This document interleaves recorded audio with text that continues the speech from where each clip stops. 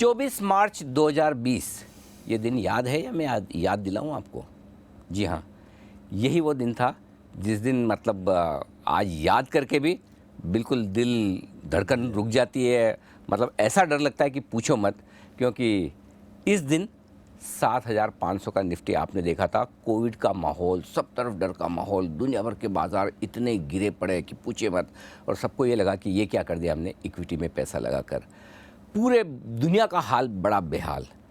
लेकिन कभी आपने ये भी सोचा कि उस दिन अगर किसी ने बाज़ार में निवेश की शुरुआत की होती तो आज वो कितना खुश होता है? तो हमने ये सोचा कि डर और नेगेटिविटी के इस माहौल से हटकर क्यों न 24 मार्च को मनाया जाए एक नए माहौल में, पॉजिटिव माहौल में, और वो माहौल होगा वेल्थ क्रिएशन का। जी हाँ, ऐसे खराब मौक़ों पर अगर आपने पहचाना और पैसा लगाने की ठानी तो फिर आपकी जो वेल्थ बनती है वो काफ़ी ज़बरदस्त होती है। तो हम इसीलिए 24 मार्च को वेल्थ क्रिएशन डे के तौर पर सेलिब्रेट करने जा रहे हैं। और हिंदुस्तान में इसका सेलिब्रेशन करने के लिए हमारे पास जो ख़ास मेहमान हैं उनसे बेहतर कोई हो नहीं सकता, जिन्हें हम हिंदुस्तान के वेल्थ क्रिएशन गुरु के तौर पर जानते मानते हैं, और जिन्होंने 1996 से, जी हाँ 1996 से आज से 27 साल पहले वेल्थ क्रिएशन स्टडी की शुरुआत तब की थी जब हिंदुस्तान में वेल्थ क्रिएशन का नाम कोई जानता नहीं था, स्पेलिंग नहीं समझता था।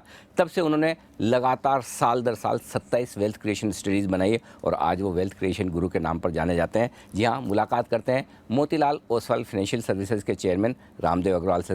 रामदेव सर, बहुत बहुत स्वागत है। और हमने सोचा कि आपसे बढ़िया मेहमान, एक्सपर्ट, मेंटर, गाइड हमें मिल नहीं सकता है वेल्थ क्रिएशन पर। 2020 एक बार जरा सा आपको थोड़ा फ्लैशबैक में ले जाऊं। हाँ, उस दिन कैसा मूड माहौल था 24 मार्च 2020 को? मेरे ख्याल से उसी दिन लॉकडाउन अनाउंस हुआ था ना। बिल्कुल, लॉकडाउन अनाउंस हुआ था, बॉटम हुआ था बाजार का। एग्जैक्टली है ना। तो उस दिन जो पेसिमिज्म तो भयंकर था। मैं लोनावाला में अटक गया था। मैं लोनावाला से मतलब 100 किलोमीटर दूर मैं मुंबई नहीं आ सका, ऐसा लॉकडाउन था वो। जी, you have to take police permission और स्पेशल परमिशन, ऐसा कुछ तकलीफ था। सो उस दिन जो बाजार का मतलब फियर जो था वो मैक्सिमम था। और जैसे जब फियर होता है मैक्सिमम तो आपका मार्केट का वैल्यूएशन भी वो फियर को रिफ्लेक्ट करता है और इट गोज इनटू पेसिमिज्म। और उसी कारण say that was a bottom. And जो 7,500 है 8 है पता नहीं ऐसा कुछ इंडेक्स हुआ था निफ्टी का, वहाँ से जो मतलब जो बॉटम बना और जो फियर था, मतलब वो जो क्लाइंबिंग वॉल ऑफ वरी जो बोलते हैं, classical climb wall of worry, और वो जो डिस्पेयर था। सो डिस्पेयर के बाद जो रैली हुई, होप रैली जो था। अब होप के टाइम में क्या था, खाली होप में जिंदा है आप।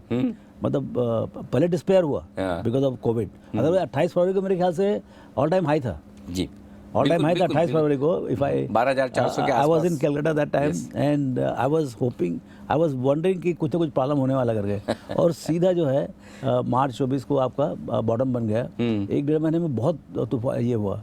सो वो जो डिस्पेयर हुआ और वहाँ से जो होप रैली चालू हुई। अब वो होप रैली में क्या होता है, लोगों को इतना पेसिमिज्म रहता है कि वो होप का जो मतलब कोई बेस नहीं होता ना होप का, कि भाई वैक्सीन आ जाएगा, दुनिया जिंदा रहेगी नहीं रहेगी। रोज मतलब बोले यहाँ बॉडीज़ पड़े हैं, वहाँ बॉडीज़ पड़े हैं, हर तरीके से 0 इंटरेस्ट रेट कर दिया उन्होंने। सब तरीके से मतलब माहौल बहुत ख़राब था। तो उस समय क्या होता, कोई आदमी अच्छा खुद का बिजनेस ठीक ठाक चल रहा है, ऐसा कोई बिजनेस में कोई तकलीफ नहीं है, लेकिन फिर भी बाजार का जो माहौल देख के हिम्मत नहीं होता। लेकिन जो जब दुनिया डरी वो आप आओ बाजार में, और मतलब when the world is fearful you should be ग्रेडी। बस तो अगले आधे घंटे में मुझे आपसे यही सीखना है कि ऐसे माहौल में उतरने की हिम्मत कैसे करें, और हिम्मत आपके कहने पर कर भी लें। उससे पहले एक बड़ी चीज़ है कि ऐसे माहौल को पहचाने कैसे।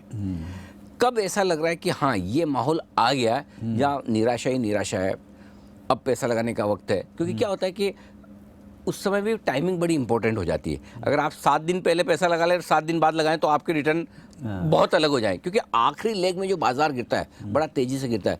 तो टाइमिंग कर पाना मुश्किल काम है, लेकिन इस तरह के समय को पहचानना और कब पैसा लगाना है, ये कैसे करें?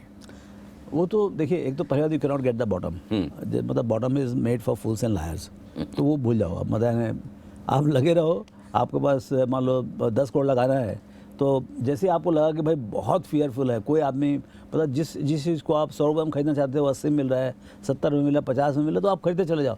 और आप पक्का जान कर रखो कि आप जिस भाव से खरीदो उस भाव से नीचे जाएगा ही जाएगा। अच्छा, हाँ वो पक्का जाएगा। मान के चलो नीचे मिलेगा। नीचे जाएगा वहाँ से। अच्छा। उसी कारण से क्या 2-2 करोड़ डालते रहो और आखिर में वो भी खत्म हो जाता है। हाँ। और उसके बाद ही बाजार, वो जो फाइनल जो बोला ना, जब आपका पैसा खत्म हो जाएगा तब बाजार जाएगा नीचे। आखिरी चेक चला गया। आखिरी चेक चला गया, अब क्या करोगे, बैठे देखो उसको। हाँ। So you are going to definitely suffer losses for some time, but then वो जो वापस आएगा, होप ले जब चालू होगा, क्योंकि ये सब चीज़ का टाइम किसी भगवान को भी नहीं मालूम मेरे ख्याल से।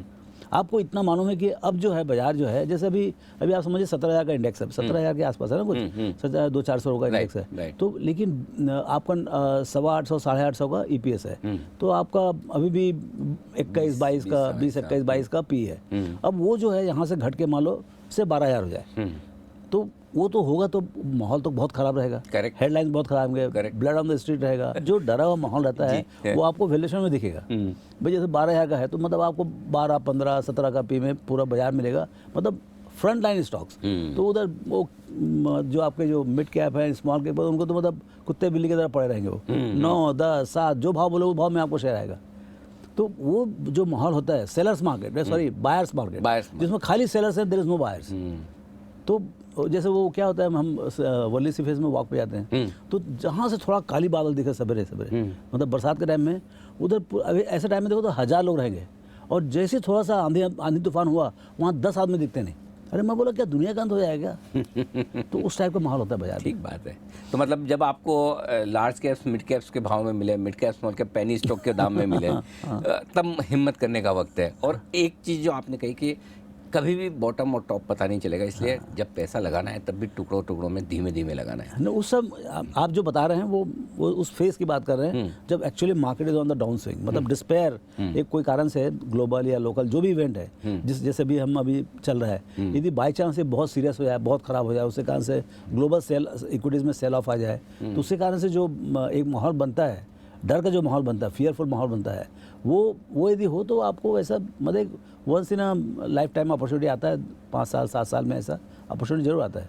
क्या खरीदना है, किस तरह से खरीदना है, ये 2 बड़ी चीज़ें हैं वेल्थ क्रिएशन के लिए। तो एक तो आपने बताया कि कब खरीदना है, ये तो समझ में आया, लेकिन क्या खरीदना है, कैसे पहचानना है अच्छे शेयर और ख़राब शेयरों में, उस समय फ़र्क कैसे करना है, उस पर मैं उससे पहले ये पूरा वेल्थ क्रिएशन डे मनाने के पीछे रामदेव सर हमारा एक बड़ा उद्देश्य है, और ये कि मार्च 2020 में जो ये बॉटम बना और उसके बाद कोविड के समय से हिंदुस्तान में जो निवेशकों की संख्या बढ़ी है, मतलब हम 3-4 करोड़ डीमेट अकाउंट से आज 10-11 करोड़ डीमेट अकाउंट पे पहुंच गए। खासतौर से हमारे यूथ जो यंग हैं बच्चे 20 से 30 साल की उम्र के, वो ज़बरदस्त मार्केट में आ रहे हैं, और वो फुल टाइम जॉब के तौर पर भी ट्रेडिंग को ले रहे हैं, इन्वेस्ट भी कर रहे हैं। ये नए निवेशक हैं जो पिछले 3 साल में उतरे हैं। श्योर। पहले तो इनको बताइए कि वेल्थ क्रिएशन होता क्या है। देखिए वेल्थ क्रिएशन क्या है, देखिए आपकी जो सेविंग्स है, सेविंग्स को जब आप इस ढंग से इन्वेस्ट करते हैं, क्योंकि देखिए सेविंग्स ही आपका फ्यूचर बनाने वाला है। राइट। तो आपका घर बनेगा, आपका शादी ब्याह होगा, आपका आगे का बिजनेस और चलाना है, तो उसके लिए आपके जो रेनी डेज में जो काम आने हैं उसके लिए आपको सेव करना है। सेव करके देखिए आप सबसे बड़ा एनिमी क्या है, इन्फ्लेशन। इंडिया में 6% अभी जो पूरा दुनिया में चल रहा है inflation. Inflation is always a problem. तो आपका जो 100 रुपया होता है, यदि आप अपने बिस्तर के नीचे हो गए तो 100 रुपया 95, 90, 85 ऐसा हर साल घटते आएगा। तो पहला एनिमी है आपका सेविंग्स के अगेंस्ट में, वो है इन्फ्लेशन को बीट करना। तो इन्फ्लेशन मान लो 5-6% होता है, हिस्ट्री है 5-6% का। तो आपको सबसे पहले ये देखना है कि मैं पहले अपना जो अभी जो परचेजिंग पावर है उसको सेव करो। तो पहले तो 6% कमाने का ये करो। तो आप बैंक में जाएंगे तो बैंक में रख दे तो आपको 5-6% मिल जाएगा। तो आपका जो अभी का परचेजिंग पावर है वो परपेचुअली आपका सेव हो जाएगा। But that is not wealth creation, that is wealth preservation. Only preservation, मतलब जितनी है वेल्थ उसको बचा रहे हो आप। हाँ, उतने को बढ़ा नहीं रहे हो आप। आपको जो दो कमरे का मकान अभी मिल रहा है उसका 15 साल में वो आपका डबल हो जाएगा भाव। मतलब यानी आपका जो जैसे 10 करोड़ रखे हो 20 करोड़ हो जाएगा, लेकिन 20 करोड़ में भी आपको 3 बेडरूम ही मिलेगा, 5 बेडरूम नहीं मिलेगा। वेल्थ क्रिएशन कब होता है, जब आप अभी आपका जो सेविंग है 1 बेडरूम का है, लेकिन 15 साल के बाद 3 बेडरूम खरीद सको। उतना पैसा बनना चाहिए। हाँ, उतना पैसा। तो यदि 6% बाजार में मिल रहा है, 6% इन्फ्लेशन है, तो आपका बढ़ नहीं रहा है, नेट परचेजिंग पावर बढ़ नहीं रहा है। जैसे आप 7, 8, 10, 12, तो इंडेक्स थोड़ा इक्विटी में थोड़ा रिस्क होता है ऊपर नीचे का, इसके लिए 12% मिलता है, कभी 2x मिलेगा। तो यदि आप बाजार में खाली इंडेक्स भी ले लें तो भी आपको 11-12% आराम से मिलेगा। ठीक है। तो आपका जो 15 साल में यदि 5%, 6% के हिसाब से यदि 12 साल में डबल होता है, तो 12% के हिसाब से 6 साल में डबल होगा। ठीक बात है ना। सो ये आपको सबका अर्ज ये रहता है कि भाई मेरा पैसा जल्दी से जल्दी ग्रो, तो 12% तो आपका जायज बनता है। इक्विटी मार्केट में आ तो रिस्क ले रहे ठीक हो, बात। जब 12 से 15 भी ठीक समझ में मानो, एक फिर भी एक ठीक है, उसके आगे का ज्यूम करना ये बहुत खतरनाक काम है, बहुत मतलब 12 से 15% सालाना रिटर्न बन गया तो भी बहुत अच्छा है। बहुत ऐसे हमने बनाए हैं, बनाए हैं, उसमें भी मोटा पैसा बन जाता है। और बहुत मतलब बहुत मोटा पैसा बन जाता है। अच्छा, शुरू में क्या होता है, लोगों को बहुत जल्दी रहती है कि हम बहुत, उसी कारण से लोग ट्रेडिंग करते हैं।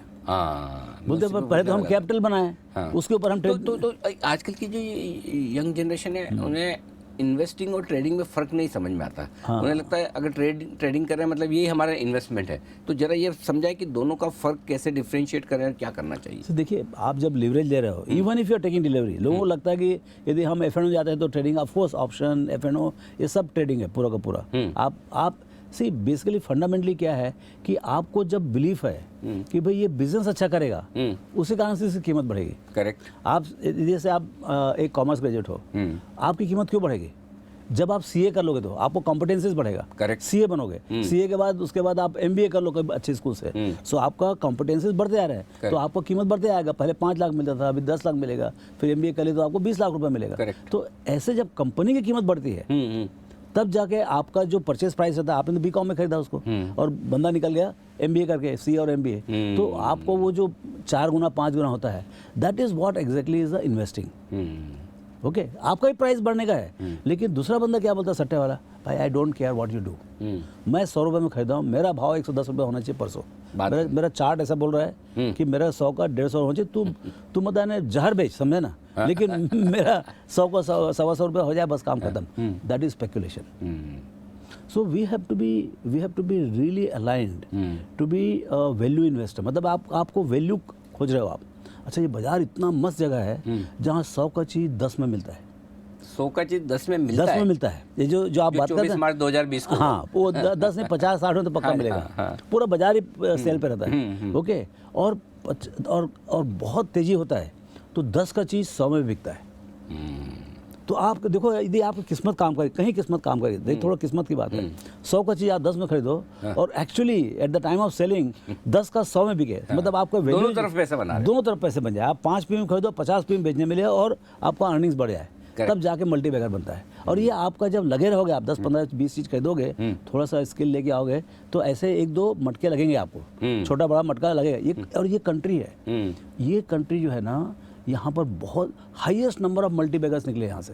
अच्छा, ऐसा हिस्ट्री है। मतलब there is some research, I don't know the paper, but यहाँ पर highest number of multibagger past में हुआ है, और फ्यूचर भी यहाँ पर हाईएस्ट नंबर ऑफ मल्टीबैगर निकलेंगे। क्या बात है, पक्का। तो अब मेरा अगला सवाल फिर उसी पर है। जब आप कह रहे हैं कि हाईएस्ट नंबर ऑफ अब तक निकले हैं और सबसे ज्यादा मल्टीबैगर यानी कि कई गुना कमाई करके देने वाले ऐसे शेयर बनेंगे, उनको पहचानना कैसे सर? और खास तौर से ऐसे मुश्किल समय में जब माहौल बड़ा खराब हो, मतलब ऐसा लगे कि ये वो मार्केट है, इधर तो अपने जाना ही नहीं, ये अपना काम नहीं है, तब ऐसे बढ़िया कंपनियों को कैसे पहचाने?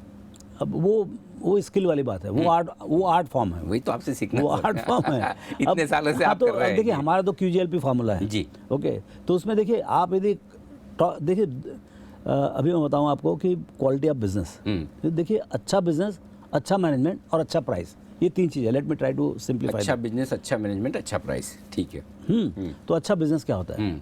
तो यदि मैं कोट कर सकूं, बफेट साहब का 2007 का एनुअल लेटर, पेज 6 और 7, ग्रेट गुड ग्रूसम करके 1-2 पेज है, आप उसको पढ़, अभी करीब मैं 100 बार पढ़ चुका हूँ, अभी भी मैं पढ़ता हूँ उसको तो मैं एक्साइट हो जाता हूँ। अरे वाह। और बफेट साहब ने सब कुछ उसमें लिख दिया है 2007 के लेटर में, तो वो आप जरूर पढ़ें। पेज नंबर 6 और 7, पेज नंबर 6-7 2000, नहीं, मैं बहुत लोगों को बोला हूँ ना। ठीक है ना। तो वो जो है उसमें उन्होंने क्या लिखा है, what do they buy? First, business we understand, जो समझ में आए, वो बिजनेस जो समझ में आए।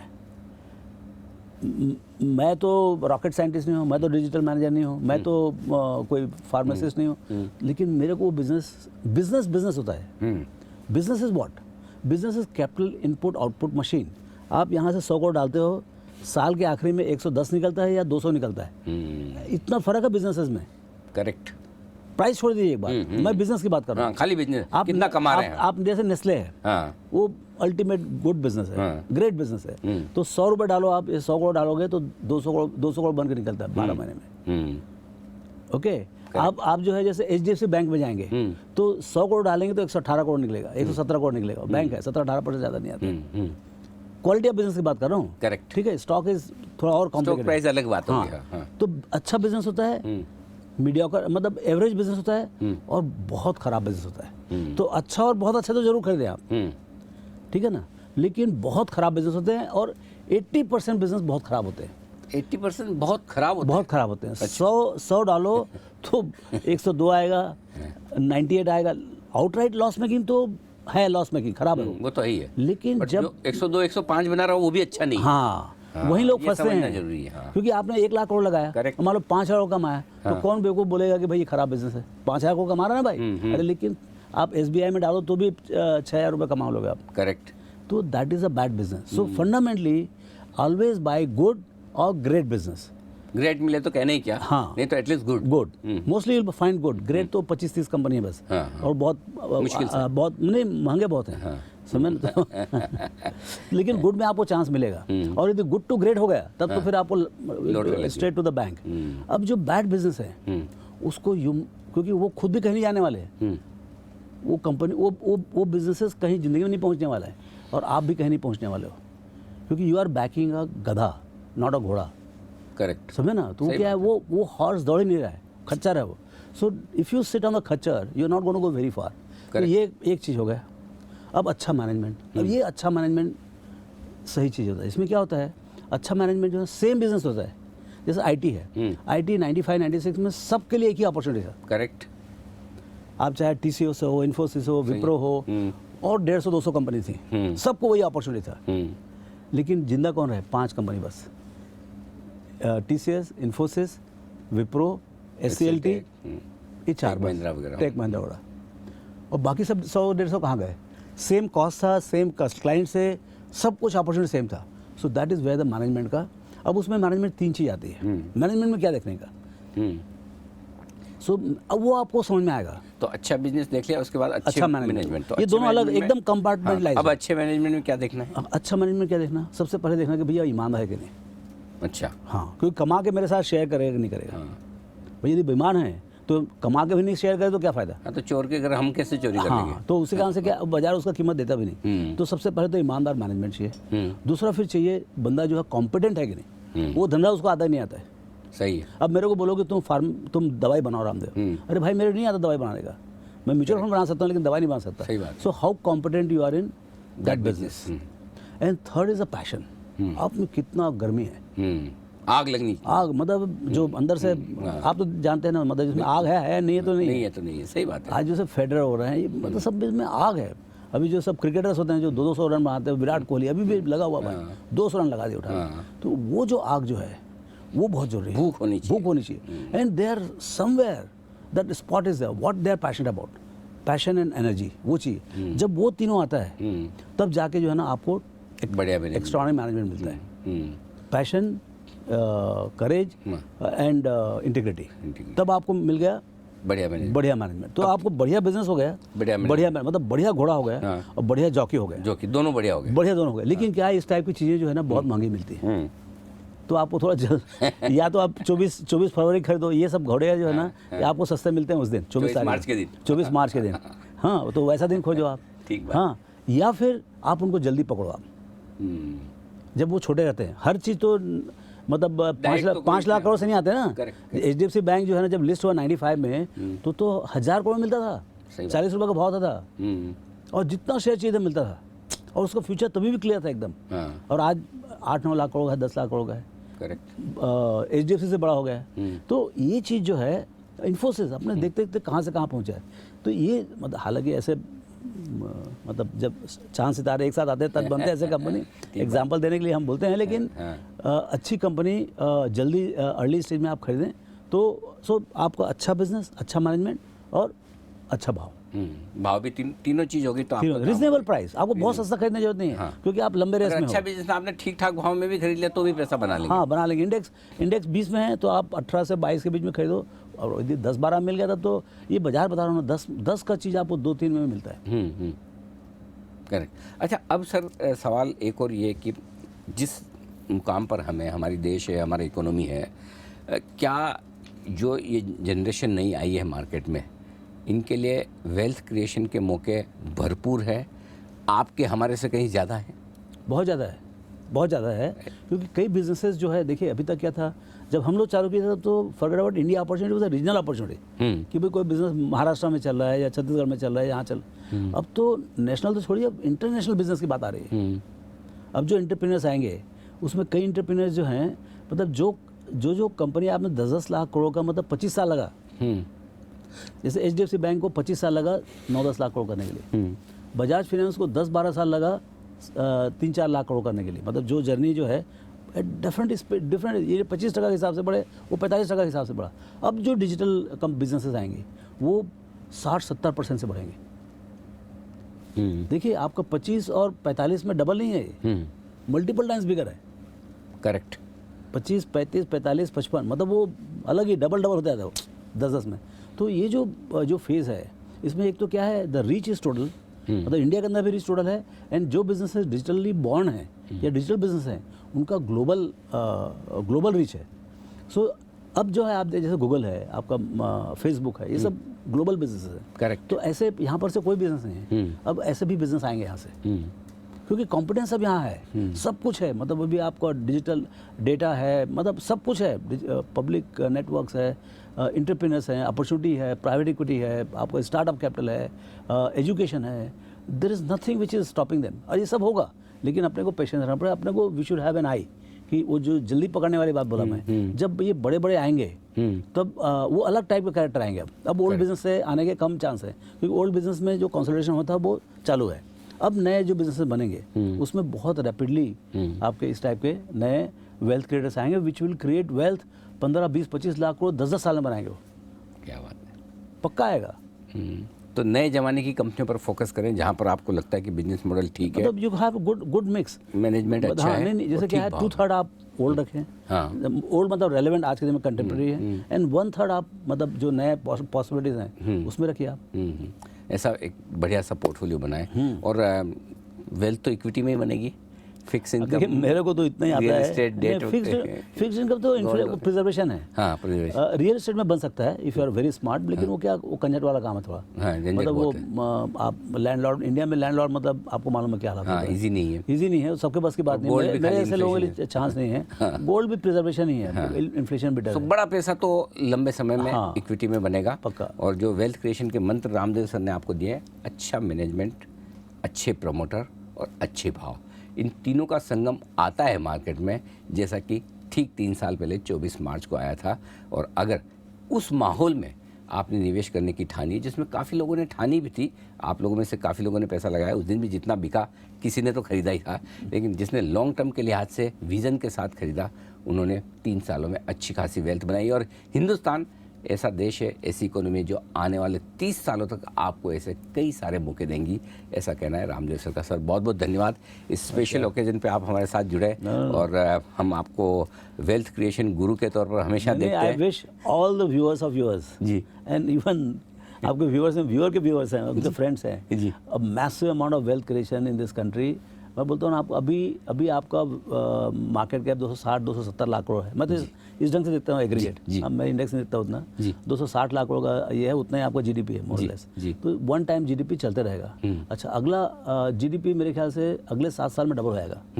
तो आपका मार्केट कैप भी उतना डबल, उससे जल्दी, उससे पहले हो जाएगा, उससे पहले हो जाएगा। तो 5-6 साल में आपका मार्केट कैप 500-600 लाख करोड़ का हो जाएगा। तो ये तो बाजार तो बड़ा बढ़ने वाला है। और जो लार्जेस्ट कंपनी होता है, जैसे आज रिलायंस सबसे बड़े हैं, तो उनके पास 6-7%, 8% अब द मार्केट कैप होता है, तो उसका भी वैसे होने वाला है। अब वो नाम क्या रहेगा वहाँ पर, वो समझने का वाले। बिल्कुल सर, आपने बहुत अच्छे से नंबर्स के साथ में और पूरे विजन के साथ हमें समझाया, बहुत बहुत धन्यवाद सर। और आप सभी दर्शकों का भी बहुत बहुत धन्यवाद, क्योंकि कई बार हम बढ़िया क्वालिटी कंटेंट वाले शोज़ करते हैं, लेकिन लोग कम देखते हैं।